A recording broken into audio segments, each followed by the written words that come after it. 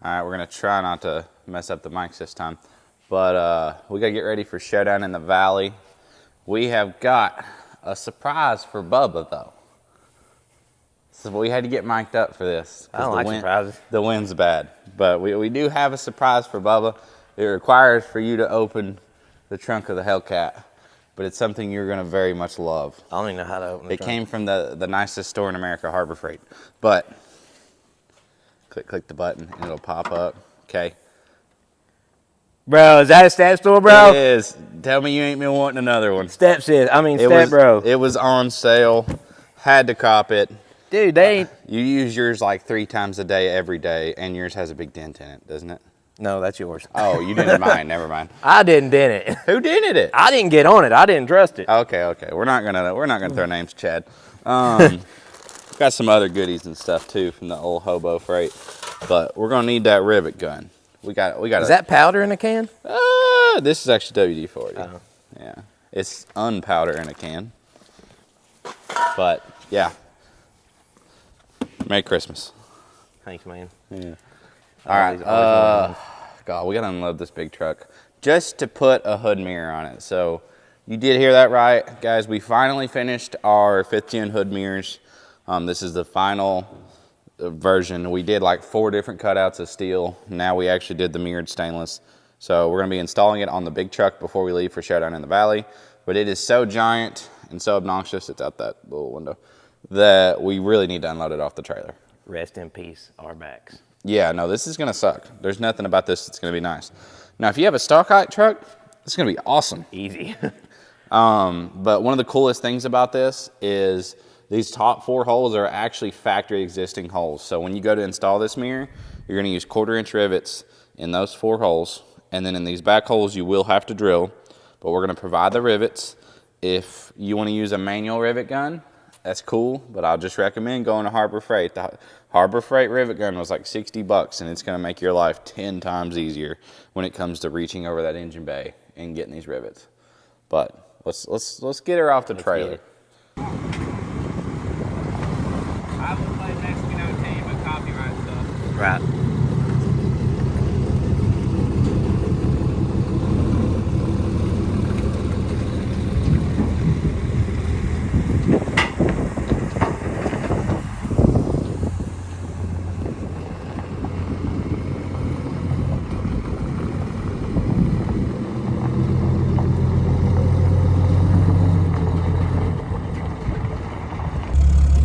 How's the air down there, bub? Yeah, get on my level. Actually don't, it's hard as hell to get in this thing. I don't want to be out there. Skirt. Look, Ma, no hands. It's off the trailer. No! No! I don't know why I did that. That was awful. I'm gonna roll the window up. Might as well do it now. Yeah.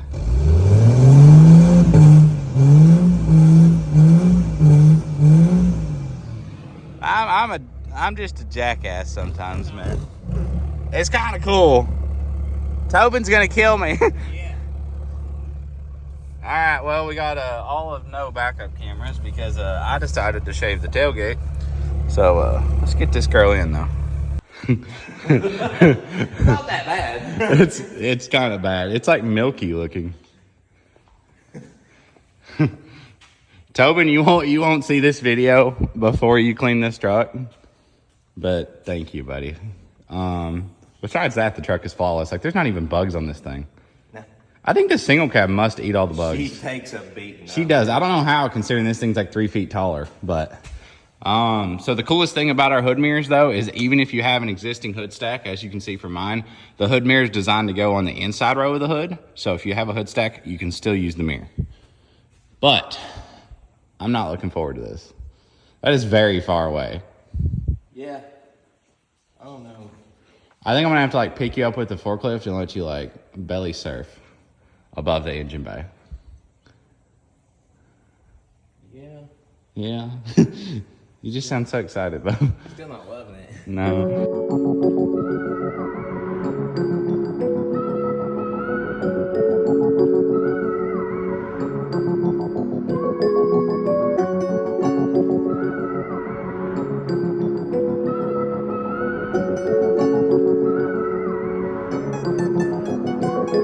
right, guys. Another install. It was not the easiest. It really wasn't. All you're going to need for this is a 1/4-inch drill bit and a rivet gun, or you can use a hand rivet gun. Some people use that stuff, but I promise, just go buy the air rivet gun. It'll make it a lot easier. But you can do this in your driveway anywhere. The only reason it was so complicated is because this truck is so big. So I had to lay on the engine bay while Bubba handed me the mirror. But honestly, the mirror turned out awesome. One of the main things that I really like about this is we designed it to where it would clear a hood stack hole. So like I said, if you have a hood stack, if you've got a bunch of engine bay stuff done, it will clear it all. You're good to go. And also, it looks pretty good. I like it. So these are going to be dropping on the website this week. If you're watching this video, these are already on the website, and I've probably already announced the release.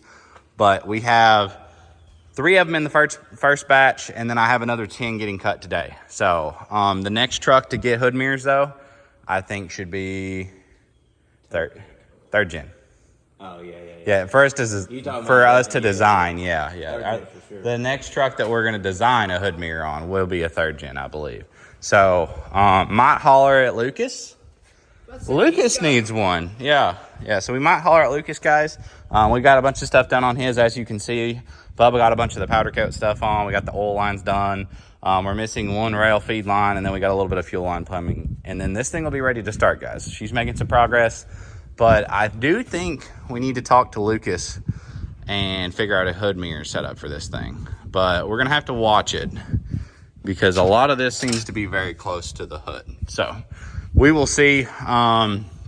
This truck kind of has a wild turbo setup, but we want these hood mirrors to fit trucks with almost any configuration of stuff under the hood. So we will see. We're going to do 3rd gens next. So 3rd gen guys, don't think we forgot about you. And then early 5.9 guys, we need to get them a fuse box cover. They've been asking. Yeah. Well, and then, so the 10 to 12 covers that we've been waiting on, almost done. So y'all will see them hopefully at the next show. Or, on the website or in the next video, we'll have the 3rd gen covers done. But we're going to get all the trucks loaded and try and get ready to head to Showdown in the Valley. Guys, we are back from Showdown in the Valley. Got all 3 trucks out here. Got some big news coming for some of our truck collection. I'll just leave it at that. Bubba's going to be crying a lot this week if the thing that I think is going to happen actually happens. Pretty busy day today. He is going to be working on the Red 410. We got Wyatt. He's going to be coming by to check out the F450, talk with us some, and then we're going to go over the game plan for what we're going to do to finish it. Everybody's, thinking that he should be mad. No, me and Wyatt still talk every day. He's not mad at how long this is taking. He said make it perfect. So all the little parts that we're finding that we want to add to the build while we're going, we're ordering them, and we're taking our time to make this perfect. Luckily, he's got a awesome any level truck that he drives around for now while he's waiting on his tow pig to get finished. So we did take home some hardware this weekend. I tried to film a lot of the show, but that was probably the windiest place I've been to, and we were outside the whole time. It was an outside event, and then that combined with all the music playing, show filming is just going to have to change. I don't know if we're going to make it all cinematic or what. Let's check out the trophies though. So Big Girl managed to take home best lifted. These are really nice trophies too. I think they had the same person that makes the rest of these trophies because they all kind of look similar. And then Single Cab took top 25 lifted. So we got them in here. But huge shout out to Mitchell and them for having us. And then they actually had a charity auction, and I bought this airbrushed cooler. So pretty happy with that purchase. I thought that was really cool. Next thing on the agenda is the big truck. We have got to get it ready for SEMA. She does not have a front drive shaft in her. I'm not going to go too far out here because the wind noise and I ain't got my mics. But needs to get a front drive shaft. We have not began that process. There's a lot that goes into that. We're going to have to pull the bottom of the lift off as far as the belly pan for the cradle. And then we're going to have to pull the T-case out and hope that a automatic clock ring works on that G56. Don't know. I don't think we've ever even lifted a manual truck here. Have we, bub? No. I don't remember one. So we don't know if the clock ring's even going to work, and no one's ever done it. So we'll see. We'll get this G56 torn apart and see what we can figure out. I know it had a clock ring in it at one time, and it was not doing the truck very, very well. So we're we're going to see what we can do. We'll probably have to rebuild the trans cross member, but hopefully we can get all that done, knocked out before SEMA. And we've got some other surprises as far as paint work on the truck before SEMA.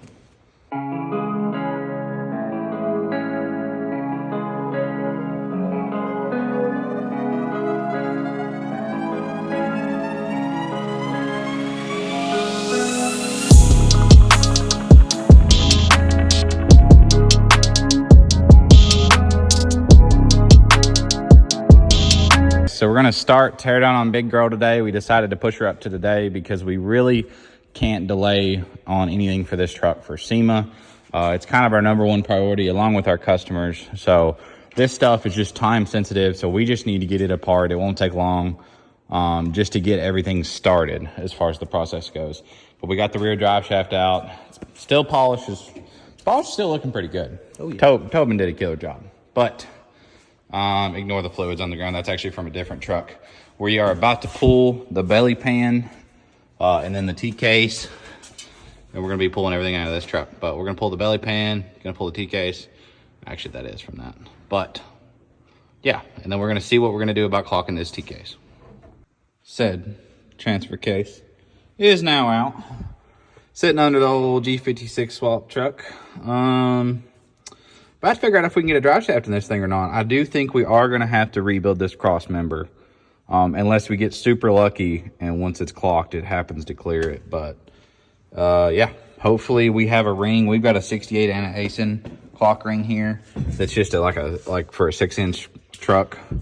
So we're going to see if that fits. And if it does, we're going to order the proper clock ring with a lot bigger degree of drop. Like we need that T-case to be sitting at a pretty hard angle. But, you ready?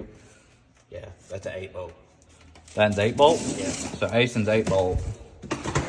So this must be I bet they swapped T-cases. I bet it's a 68 T-case. Think about it.